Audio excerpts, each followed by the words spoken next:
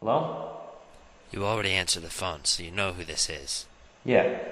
I'm calling to give you the information you want, and to tell you what needs to be done. What needs to be done? To remedy the situation you're in. I'm in. It's the world that's messed up, not me.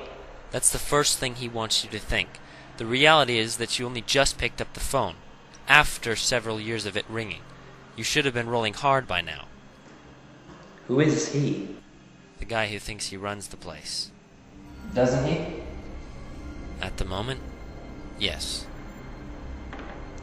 So why does God let him? Why does God let evil run the way it is? Why is it his fault? He's all powerful. There are enough bad things happening in the world today. Why hasn't he been helping? He might ask you the same question. Like I said, you only just picked up the phone, which is great, don't mistake me, but you need to really move to catch up on the time you've lost. Man, it's already too late. We are lost. It's easy to think like that, but warriors are still out there training to fight back. Do you honestly think that a handful of radicals can challenge an enemy as deeply entrenched as ours is?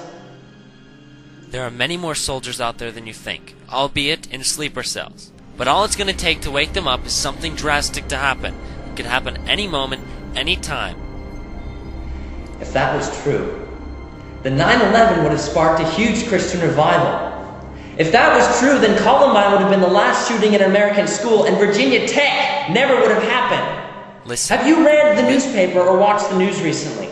The world is going to collapse any minute now, and there's little that I could do about it. You can't do anything about it. Don't you realize that the very act of picking up this phone was thanks to God?